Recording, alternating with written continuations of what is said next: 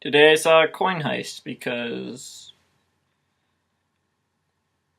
I think I remember seeing the trailer when it came out, and it looked kind of intriguing because I like heists and the National Mint. I thought the idea of stealing coins was intriguing. I thought it didn't look too terrible for a movie aimed at teens, but it really didn't look like it was worth my time. And then it got to Netflix this month. That's where it premiered basically because it's a Netflix original movie, which probably isn't a very good sign. Special Correspondence was okay though. And so I was just watching Netflix recently and I saw the thumbnail for the movie or whatever, and I recognized the guy in the thumbnail. I was like, that's Jay Sherman, one of the hosts of What's Trending. Or at least he used to be. I don't know if he still is now. Those guys go through hosts quicker than Geico goes through ad campaigns. It occurs to me whoever's watching might not even know what What's Trending is. It's just one of those clickbaity channels that make you think you're watching a video, but really it's just someone talking about the video. Not like a reaction, but like they're pretending to be news, talking about a video that has 15 seconds of fame. If you still don't know what I'm talking about, just look up the Jax Films video called I Hate This. I don't know if that's what they're intending to be, but that's what they are. Most channels like that have that intention though, that they want you to think you're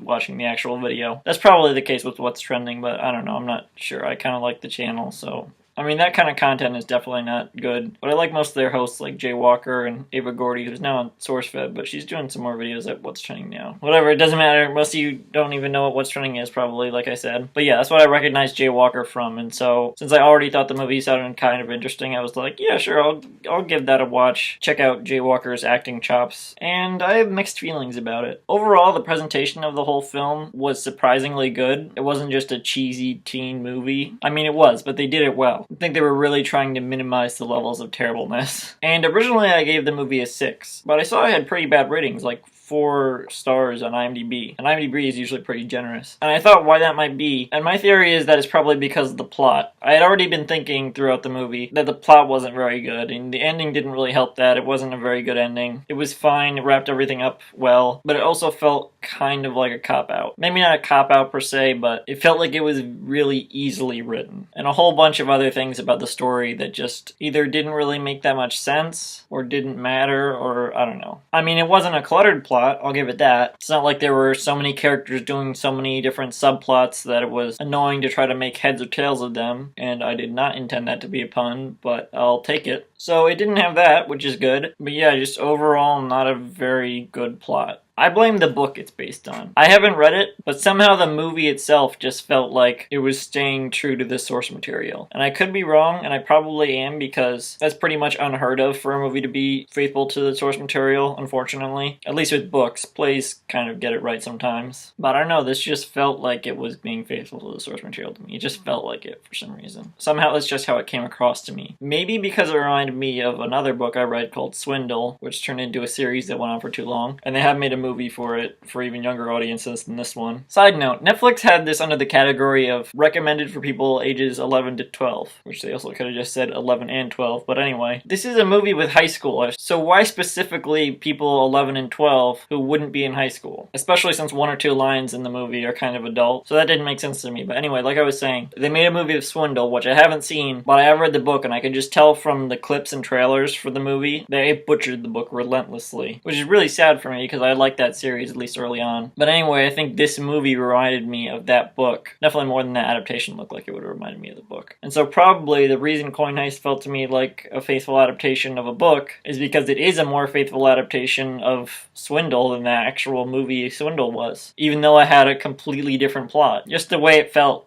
more to me like I think a Swindle movie would feel. It's too bad the team who made this movie didn't make the Swindle movie, because, man, that would have been perfect. You got a better plot, a more popular series, and Swindle finally gets a good adaptation. But sadly, that's not what happened. Oh well. Sucks to be a Gordon Corman fan, I guess. Anyway, like I said, everything about the movie was pretty well handled, so that they were trying to minimize the levels of terribleness. So that being said, Jay Walker's acting was pretty good. I'm definitely satisfied on that front. I watched it for that actor, and I was pleased with his performance. I saw he's also going to be in this upcoming movie, Slight, which was kind of the same deal for me with Coin Heist. Like, I thought it sounded kind of intriguing, but the trailer didn't really do it for me, even though it had Dule Hill in it, and I love Psych. But hey, maybe I'll give it a chance like I did with Coin Heist, and I'll be pleasantly surprised again. One more thing, the teacher in this movie sucked. It was just a terrible performance and a terrible character. My god, alright. Tomorrow I'll see Trolls. Okay, bye.